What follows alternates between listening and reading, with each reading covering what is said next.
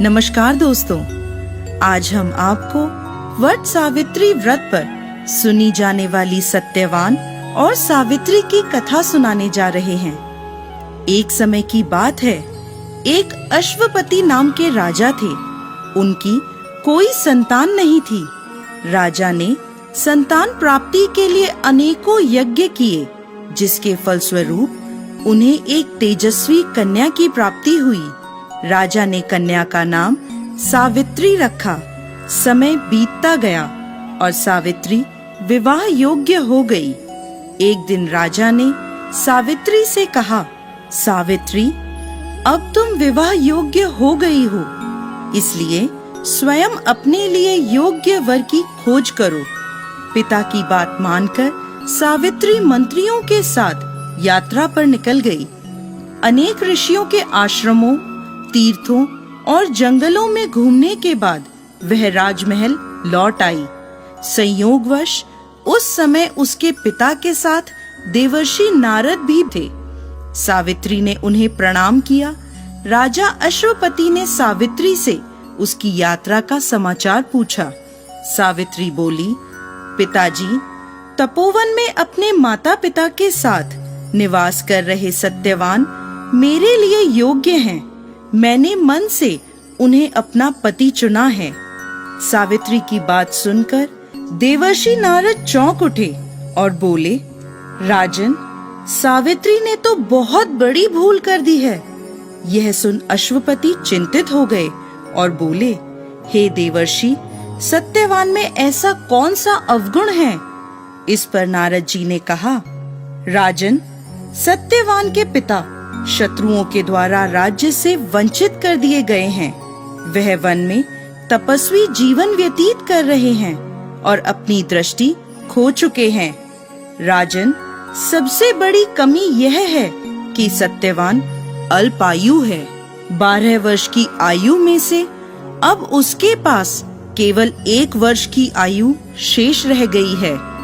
नारद जी की बात सुनकर अश्वपति ने सावित्री को समझाया कि वह किसी दूसरे उत्तम गुणों वाले पुरुष को अपने पति के रूप में चुन ले। सावित्री बोली, पिताजी, नारी अपने जीवन में केवल एक ही पति का वर्ण करती है।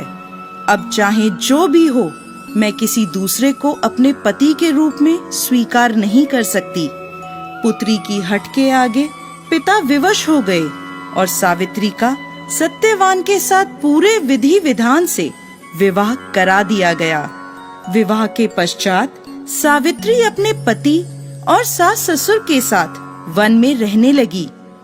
जैसे जैसे समय बीतता जा रहा था, सावित्री के मन का भय बढ़ता जा रहा था। नारद जी के कहे अनुसार जब उसके पति की आयु मात्र 4 दिन बची, तब सावित्री ने 3 दिन पहले से व्रत रखना प्रारंभ कर दिया। अंततः वह दिन भी आ पहुंचा जब सत्यवान की मृत्यु निश्चित थी। चौथे दिन जब सत्यवान लकड़ियां लेने वन को जाने लगा, तब सावित्री बोली, हे नाथ, मैं भी आपके साथ वन को चलूंगी। सत्यवान के मना करने पर भी वह सास ससुर की आज्ञा लेकर अपने पति के साथ वन को चली गई। वन में सत्यवान ने जैसे ही पेड़ से लकड़ी काटना शुरू करा, उसके सर में असहनीय पीड़ा होने लगी और वह पेड़ से उतर गया। सावित्री समझ गई कि उसके पति का अंत समय निकट है, अतः उसने अपने पति का सर अपनी गोद में रख लिया। लेटने पर सत्यवान अचेत हो गया। सावित्री चुपचाप आंसू बहाती ईश्वर से प्रार्थना करने लगी। तभी उसे लाल वस्त्र पहने भयंकर आकृति वाला एक पुरुष दिखाई दिया। वह साक्षात यमराज थे। सावित्री बोली, महाराज, आप कौन हैं? यमराज ने उत्तर दिया, सावित्री, मैं यमराज हूँ और तुम्हारे पति के प्राण हरने आया हूँ। सावित्री बोली, प्रभु, सांसारिक प्राणियों को लेने तो आपके दूत आते हैं, क्या कारण है कि आज आपको स्वयं आना पड़ा? यमराज ने उत्तर दिया, सावित्री, सत्यवान धर्मात्मा तथा गुणों का सागर है। मेरे दूत इन्हें ले जाने के योग्य नहीं हैं, इसलिए मुझे स्वयं आना पड़ा। ऐसा कहकर यमराज ने सत्यवान के शरीर से प्राणों को निकाला और उसे लेकर वह दक्षिण दिशा की ओर यमलोक को जाने लगे। सावित्री भी उनके पीछे पीछे चल दी। सावित्री को अपने पीछे आता देख यमराज बोले, सावित्री, तुम मेरे पीछे कहाँ आ रही हो? सावित्री बोली, मेरे पति जहाँ जाएंगे मैं भी वहीं जाऊंगी, यही मेरा धर्म है। यमराज के बहुत समझाने पर भी सावित्री नहीं मानी।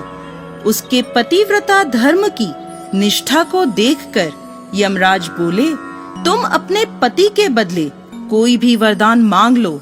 सावित्री ने अपने दृष्टिहीन सास ससुर की आंखें मांगी और यमराज ने तथास्तु कहा और आगे चले। फिर से सावित्री उनके पीछे पीछे चल दी। तब यमराज ने सावित्री से कहा, एक और वर मांग लो।